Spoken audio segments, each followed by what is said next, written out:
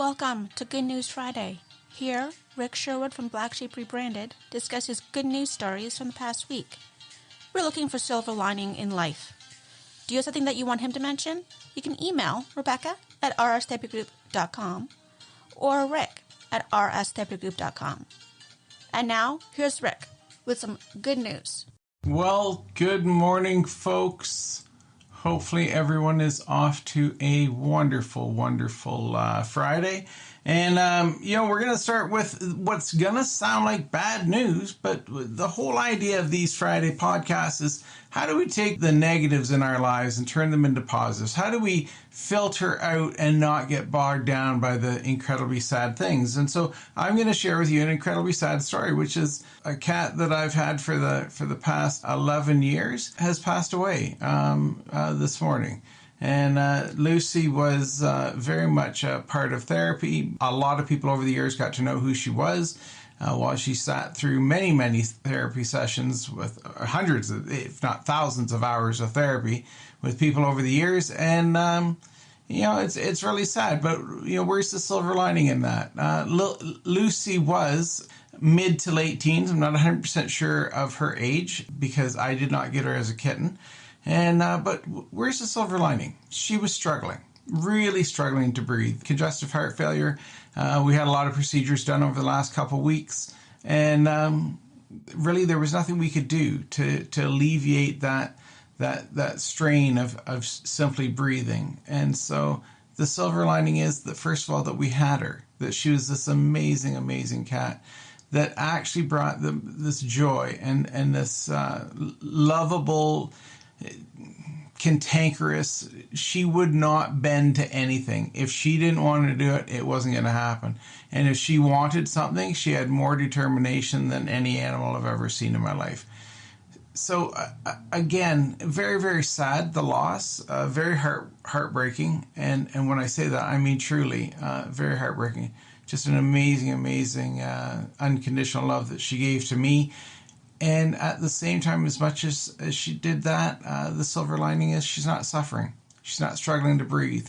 She's not struggling to get that air into her lungs and to have the ability to take a couple steps. And so again, it's very, very sad. And yet at the same time, I am so blessed to have had her. And I am so thankful that she does not need to suffer any longer. So again, the humanity. There's the silver lining. On with our next story. Australia. A few days ago, there was a story about and I'm going to say the name wrong, I'm sure, cassowary. It's a type of bird that is a flightless bird, huge bird, I guess. It looks like a prehistoric bird if you look in the video of it. It's spelled Cassowary. And everybody was surprised because this bird, I guess, is not really common, despite this being its native grounds for where it was originally home and happy.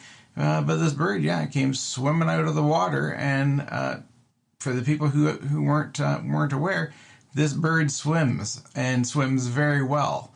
So when it did come out of the water, obviously they say it had been in the water for quite some time, and they are an endangered species. And so the people who got to see this bird come out of the ocean in Australia were very, very lucky people, because again, this bird made an appearance, and by all outward appearances, appears to be healthy and doing well.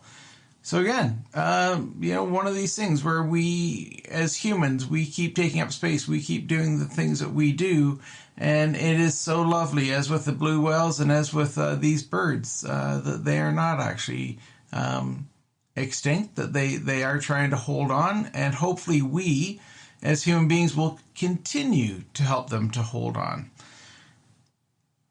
Another beautiful story. And when I say that this is a beautiful story, it's kind of a beautiful, weird story. Scientists have found underneath the ocean, in about 2,300 feet of water, what they are calling a lost city of hydrothermal field.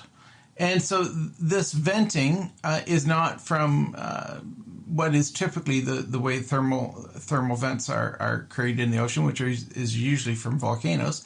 But this is from tectonic plate movement.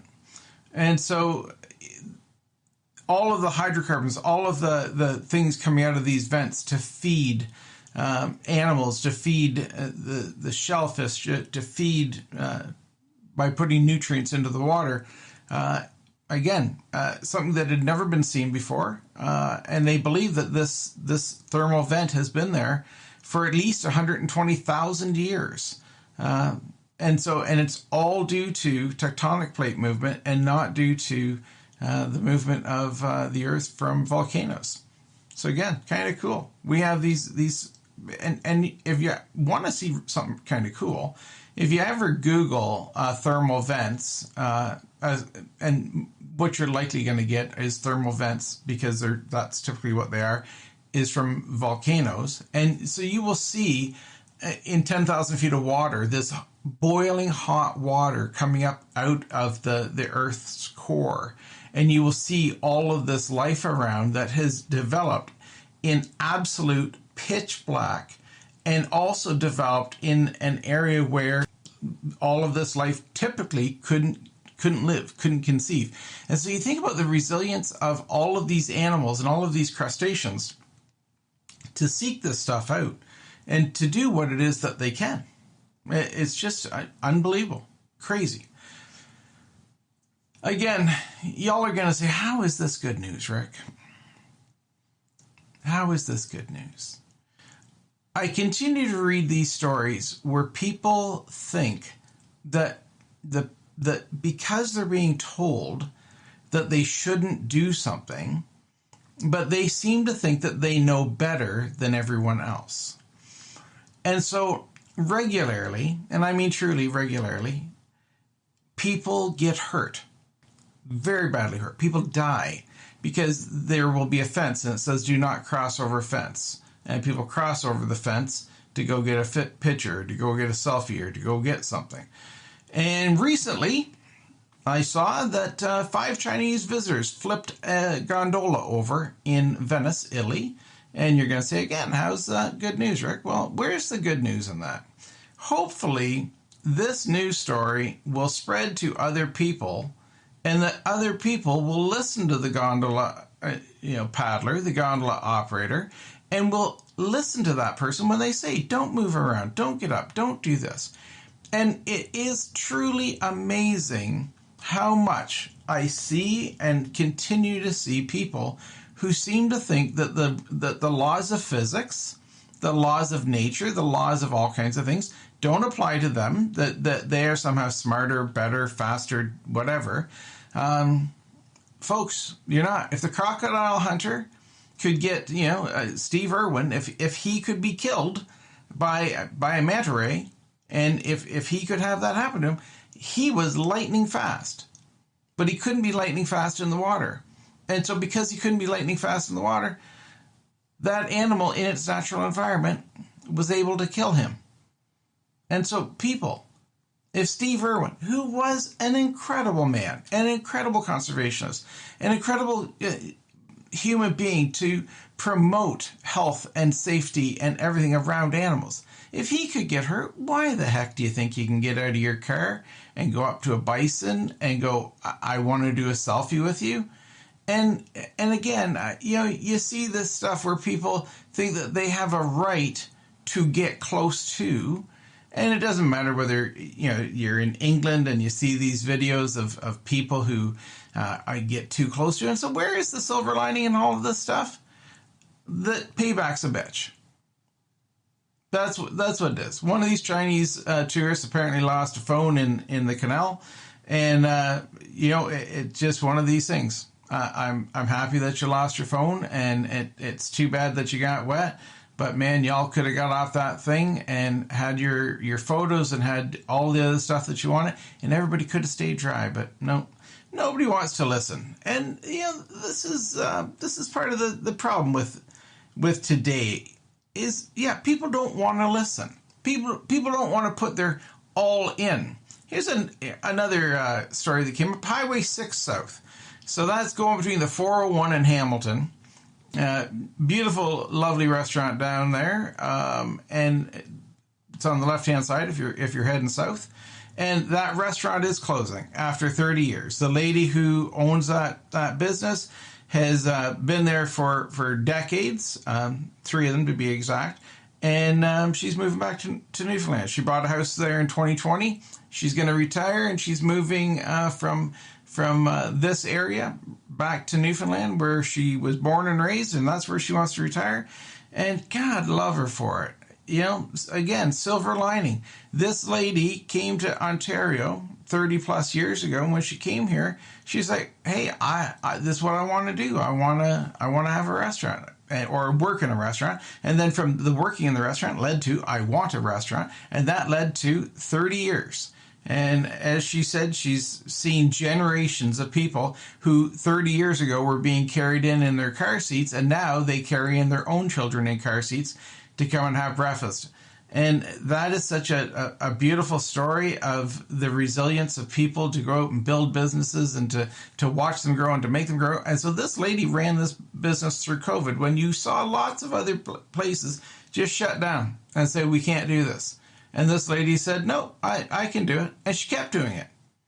And so she bought a place in 2020. And I'm sure that part of the reason why she bought it in 2020 is because she thought, "Oh, maybe I have to retire now because of COVID." But you know what? She didn't. Wasn't quite time. December 17th will be the last day for restaurant service in that restaurant there on Highway 6 South. And again, silver lining. First of all, she had the determination to open the restaurant. Secondly, she kept it open for 30 years.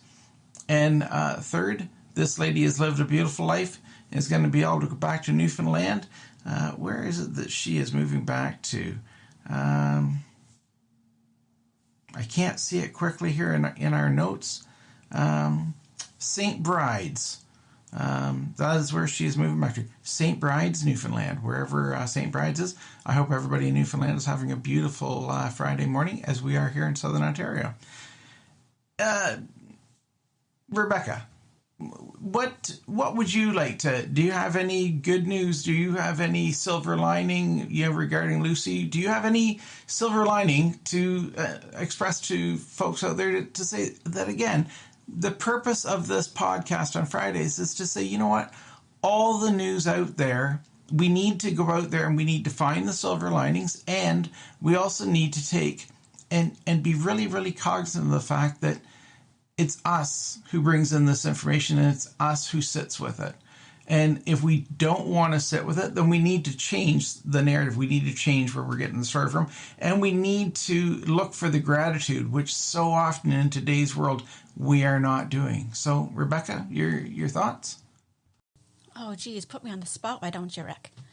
Well, I was just so glad to know Lucy as well as I did. I wish I got to know a lot better. And that makes me sad. But on the silver lining, I like to think that she has helped many clients feel comfortable and that she served a purpose. And I think that's a beautiful thing, to actually serve a purpose. And so, again, as she said, Lucy was part of a ton of therapy sessions.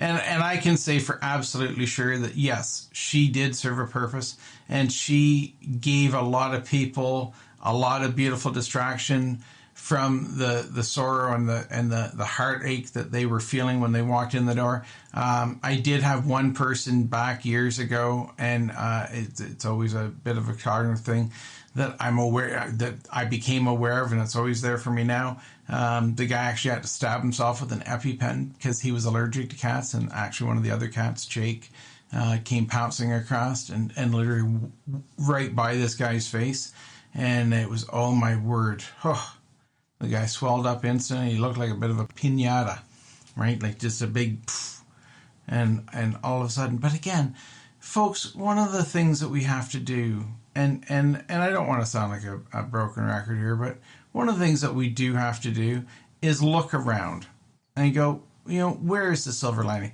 One of the silver linings for the Gaza Strip and for what's going on within the Gaza Strip is one of these beautiful, hopeful peace reckoning moments. Is the UN has invoked something called Article 99, which is a means for them to actually bring further attention to what's going on, and part of the further attention is to saying to the people of Israel and Benjamin Netanyahu, oh my word, yeah, again, folks, right? Myself and my mouth, we don't always get along. Netanyahu, and people are going to go, oh, that's not how you say it. Again, I apologize. The fact is that people are going to be pointing out to him, and they're going to be going, hey, no, you've got to rein this stuff in. We get that what Hamas did. We get. But let's take a harder look, because true, ultimate, continuous, forever peace has never come from killing another. It has never come from destruction. It has never come from absolutely blowing things up. And so hopefully that Article 99 will lead to some discussion that is absolutely fantastic and needed. Another good news thing out there is that apparently in Thunder Bay, Ontario, there's been an officer up that way who's been charged by the OPP for various allegations that have not been proven in court, so we won't get into that. But when people look around and they say that the police are not held accountable, in Ontario and in Canada, as much as you want to say that there's problems within policing, and there is problems anywhere where people gather together. But the reality is that, again, that's a municipality that the Ontario government, the Ontario police boards, the police chiefs of Ontario all together are looking at this and saying there's a problem here, and they're working to resolve it and to fix it. And so one of the first things was from all exterior appearances, brand new police chief a year ago, and now an officer has been charged, and that officer has been charged. And so we'll have to wait and see how that plays out in court. But again, silver lining that we are, if we take the time to put the effort in, things are good and things are going to get better. But it's about taking the time to realize, that in the case of this, we need to put some grease and some oil in the squeaky wheel parts and get those squeaky wheels moving a bit better and get things to move along. So again, in your life, I challenge you to go out there and over the next week, look for things that are going on in your life. Look for things that are going on in the world around you. And when you look at it, try to look at it from many, many, many different perspectives, not simply from the perspective that it's being sold to you as. Try to look at it as, again, all kinds of other things. Because you know what? There's always more than one story. There's always more than one side. And all of the things that are happening, people, it's news. They're people. They're people just like you and I. So again, if I can sit here on the Friday when my absolutely beloved little Lucy the cat passed away, and if I can find a silver lining in that, and let me tell you folks, sitting here, that is very, very hard. Anybody who ever met Lucy knew what a personality she had and how big her personality was. And so if I can sit here and look for that silver lining, then please, can you all go out there and do it for yourselves? Look forward to chatting with everybody on Monday. And hey, have yourselves a lovely, lovely weekend. Chat soon. Bye-bye.